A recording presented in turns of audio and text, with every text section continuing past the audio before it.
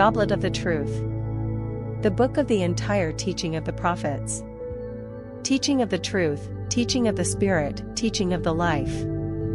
From Enoch, Elijah, Isaiah, Jeremiah, Immanuel, Mohammed, and Billy Beam. Glossary of the German terms. Ausartung, plural Ausartungen. A very bad get out of the control of the good human nature. Ausdartet adjective. Having got out of the control of the good nature or of a good kind/form. Gemut. The gemut is the spirit form's counterpart of the material body's psyche. It is that spiritual block and factor which, in the spirit body of a life form, in this case a human being, regulates and looks after the material consciousness-based feeling and the material consciousness-based thoughts in itself, in negative or positive consequence. Gewalt. Gewalt is the brutal execution of elemental might and force, but it is far above all might and all force. Gewalt exists in different and relative forms, one example being a gewalttätige Gesinnung, which is an expression from the character, personality, thoughts, feelings, and emotions that shows the inclination to act with Gewalt. Explanation from Tag Gewalt has nothing to do with the terms heftig, violent, and heftigkeit, violence, because the Old Iranian term with regard to Gewalt means Jula, and it is defined as using, with all the coercive means that are at one's disposal, physical, psychical, mental, and consciousness-based powers, abilities, and skills, in order to carry out and carry through terrible actions and deeds. Gewaltsamkeit.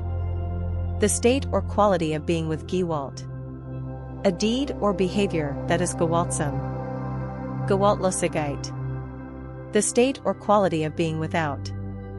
Gewaltsame Gewaltlosigkeit.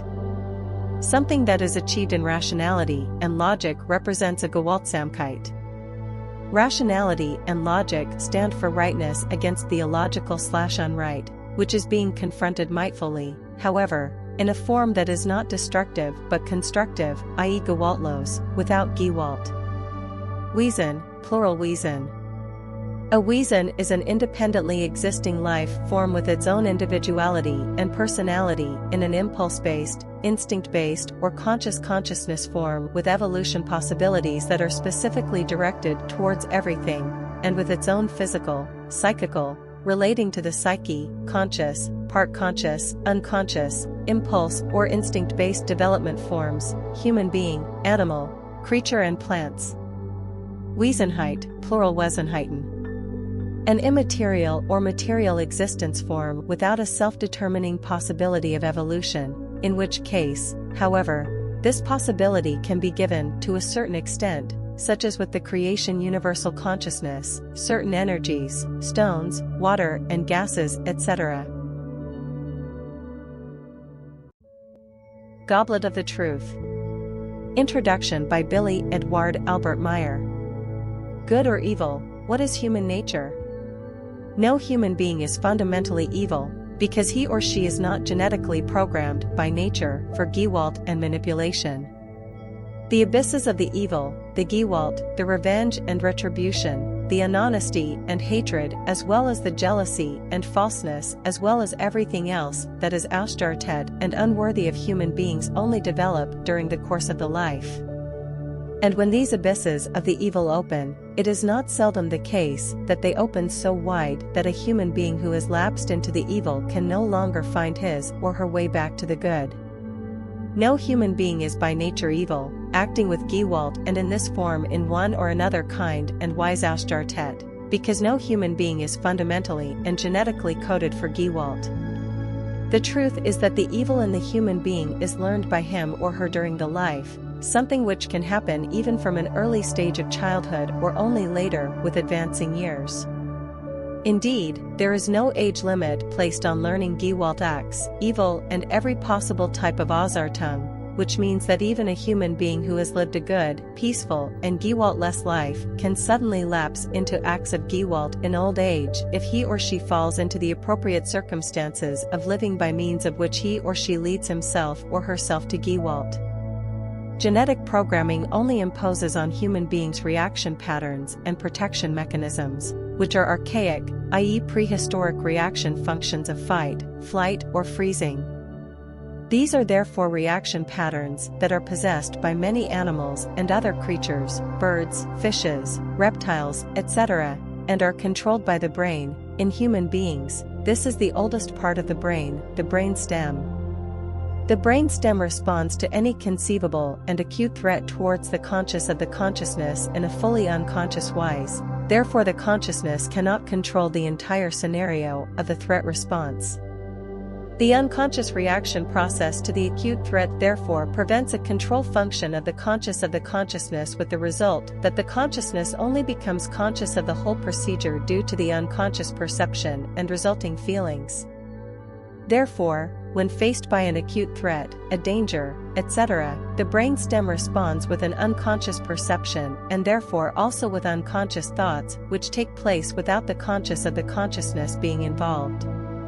This unconscious perception and the resulting feelings lead to a lightning reaction which results in a fight, flight, or freezing response, and only then penetrates the consciousness in a conscious wise. The whole thing is an unconsciously controlled protective reaction, but one which has nothing to do with any destructive aggression and only penetrates the conscious of the consciousness as a conscious factor after the unconscious lightning response has taken place.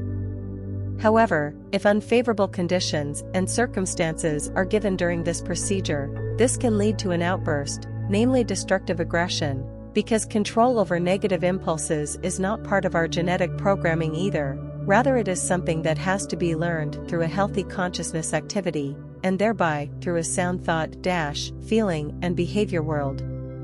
Analyzing human behavior leads to the recognition that everything in human life depends on the human being's complex coping strategies, namely satisfying his or her requirements, solving his or her conflicts and problems, rectifying his or her errors, and also gaining recognition from his or her fellow human beings. Looking for these capabilities in the human being, it is possible to find them in the cerebral cortex, which gives rise to ever more complex and improved coping strategies which allow the human being to live rightfully according to creational laws and recommendations, insofar as he or she grows up and leads his or her life in this climate of fulfillment. However, if the human being grows up in a climate where fear, brutality, oppression, Gewalt, jealousy, torture, unhonesty, hatred, revenge, retaliation, or other evil and Ausertungen are the norm, the result will be that the defensive programs stored in the depth of the brain since ancient times, namely fight, flight, and freezing, will be reinforced, resulting in Gewalt reactions. Faced with evil, Gewalt or Ausertung, it is very quick for the only possible and successful coping strategy to be seen as returning the same evil, the same Gewalt and the same Ausertungen as the only means of self-assertion, and therefore as the only opportunity to assert oneself in relation to oneself or towards other human beings or a situation, and wielding might oneself. This behavior very quickly becomes a habit, something which generally takes place in the early years of childhood and can no longer be dropped. As a result, human beings carry with them their learned evil, Gewalt, hatred, revenge and retaliation as well as all Ausertungen throughout their entire lives, and it is therefore inevitable that this will lead to intermittent or continuous acts of Gewalt. The entire behavior also contains within it a sustained and hidden unconscious fear of suffering disadvantages and harm, and this feeds a sustained and burrowing, destructive aggressiveness which further increases the level of fear and, in turn, ratchets up the learned readiness to use Gewalt to an even higher level. In the end, the whole thing leads to murder and manslaughter, war and destruction, as has been the case since time immemorial. If a human being grows up in a climate of fear, brutality, Gewalt and Ausertungen, or if the human being lives under such conditions on having reached adulthood, it is inevitable that he or she will take on these evil and negative forms by learning them and thereby once again open the door to the archaic or prehistoric defensive programs of fight, flight and freezing, something which inevitably leads to Gewalt acts. This is because there is no control over impulses in the conscious of the consciousness, because this was never learned or has simply been thrown overboard, and therefore a completely different behavior or pattern appears that cries out for destructive aggression, Gewalt, revenge, retaliation, jealousy, torture, the death penalty, hatred, war, destruction, unhonesty, and all other evil things.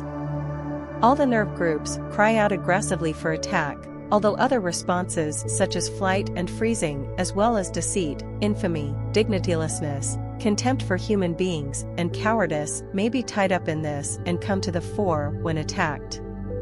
This means everything is connected, and this interconnectivity is rendered particularly stable because the reward center is triggered by all these aggressions and Ausertungen, and the brain is flooded with the neurotransmitter dopamine. Consequently, the human being feels himself or herself affirmed, big and powerful in his or her aggression, Gewalt and Ausertung, and this is precisely what leads to the situation that he or she becomes addicted to his or her acts of Gewalt and therefore always continues to strive for evil and unleash disputes, wars and all-round death and destruction in order to satisfy his or her brain reward cascade by means of the neurotransmitter dopamine. In this wise, the human being mutates towards evil, aggression, Gewalt and all other Ausertungen, as a result of which murder and manslaughter, conflict, jealousy, revenge, hatred, torture, retaliation, wars, the death penalty and destruction become part and parcel of everyday life. Evil is rife not only in individual human beings when they have learned it, but also in groups and entire peoples. The reasoning of human beings is not determined by the question of good or evil, nor by the question of right or wrong, it is rather the human being's learning of evil that then determines their life and mode of life. As far as the individual human being is concerned, his or her mode of life is determined by loyalty towards his or her own evil. In terms of groups or peoples, it is the groups or people's loyalty towards evil that enables human beings to allow themselves to be misused for the purposes of religious, political, philosophical or ideological delusion, for the death penalty and for wars. However, human beings are not born with a blind loyalty, because they learn it from their environment. Fundamentally, human beings are born with a true conscience that strives after the good. This means the human being is not born with the power to attract evil, but rather with good and positive things, which is entirely in accordance with the creational laws, namely that every life form shall be born unencumbered by evil, i.e. destructive aggressiveness, i.e. Gewalt. Therefore, it is the truth that human beings are born into the world with a good and positive social behavior and are controlled by this, which is something that happens long before they are even aware of it. This is the same thing as saying that every human being who possesses Gewalt, evil, aggression and Ausertungen of any kind is himself or herself to blame for this, because he or she learnt this entirely by himself or herself during the course of his or her childhood or adult life. No human being is acting with Gewalt by nature, he or she learns to be Gewalt acting because of his or her surroundings, from parents, brothers and sisters, relatives, friends, acquaintances, and other human beings. Human beings also learn to be Gewalt acting as a result of religions and sects which teach murder and manslaughter as well as other evil Gewalt and bad things, from politicians and the military who order wars and spread death and destruction, and from the penal code according to which torture and the death penalty are imposed. Also, however, from Gewalt acting forms of sport, games and educational measures, etc. This means human beings learn about Gewalt from an early age, indeed not seldom they almost imbibe it with their mother's milk, meaning that evil becomes seen as the only successful coping strategy in order to assert oneself against other human beings and the entire world around. This destructive aggressiveness, however, is not harmless because evil is fundamentally directed against its own origin as well, as can be seen by the fact that evil of any kind makes for unhappiness over time even if the human being is not punished for his or her Gewalt acting or otherwise evil actions.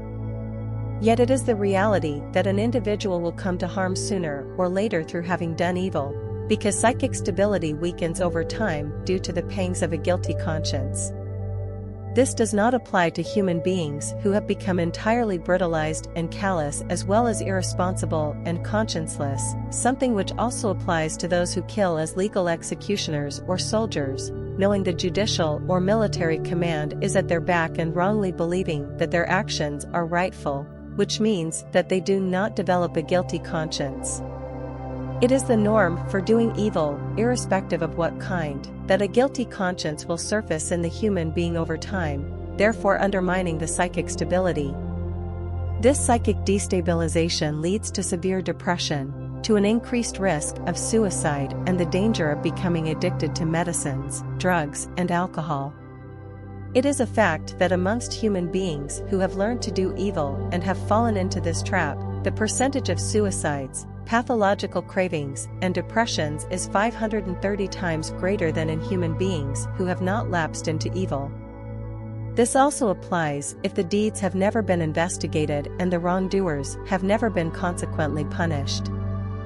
If a human being does not recognize that his or her evil actions are wrong and does not make an effort to return to the good and right way, and to remain walking on this way henceforth, something which is well within the bounds of possibility for every fallible human being, then that human being is running headlong into their own doom. Taking a more precise look at the evil that human beings do, it is apparent that the evil contains something like a midpoint in the entire thing, a half-life so to speak. As far as the human being is concerned who is doing evil, whether it involves gewalt acts or criminal activities with regard to financial gain, the whole thing is concealed under a cloak of might from other human beings or under a cloak of rapid enrichment. Nevertheless, everything will at some time reach its high point, a midpoint or, as was mentioned, a half-life, from which point things start to go downhill, i.e. at which point a process of self-dissolution begins, energy tails off and psychic stability begins to fluctuate with the pangs of conscience. This is the time when energy for the good must once more come to the fore. Human beings must once again be creational, constructive and loving of fairness, because the true energy of the life does not tolerate sheer egoism in the long run. For many of those who have learned evil and lived accordingly in their life, the time for learning and practicing good in accordance with creational laws and recommendations, as well as practicing constructive and fairness-loving things, may occur during the course of their current life, whereas for others this moment for living a good life comes too late, namely when the grim reaper is already at the door. Although a sense of fairness is anchored in the human brain even before birth, it has to be nourished and cherished in order to bring it to the fore. This nourishing and cherishing is of enormous importance, especially when the environment exerts its influence, since it is true that goodness depends on the firm volition of the human being as well as on whether he or she allows himself or herself to be influenced by his or her environment or not. This means the human being himself or herself must have a sense of goodness, nourishing and cherishing it, and not leaving it up to the environment, because the direct or indirect environment interprets the sense of goodness according to its own rules and discretion, understanding, and benefit. Good and evil are always connected to praise or punishment, in which case the question arises in particular with regard to punishment of how much punishment the human being needs if he or she has done something evil, and whether the punishment helps to turn the evil in the human being to the good. Precisely, here it can be said that many punishments imposed on the fallible result in precisely the opposite effect or even in disadvantages, and trigger thoughts of revenge, hatred and retaliation instead of achieving a turning to the good. The reason is that punishments only function and the fallible only turn to a better and good form of behavior if the punishments are also accepted by the fallible ones, recognized as correct, and are also understood as a means to a good end. This fact restricts the utility of the punishment to an enormous extent, simply because rules and punishments only bring a benefit if the fallible ones have accepted them and accept the rules and punishments on themselves in order to act in a fair, gewalt-less, and honest wise. Only in this wise are rules and punishments useful and establish important preconditions for economic growth, innovation, commercial and social success as well as for technical, medical and scientific progress, including progress in wisdom, love, peace, freedom, harmony and consciousness-based evolution. Semuse Silver Star Center. July 27, 2008. Billy.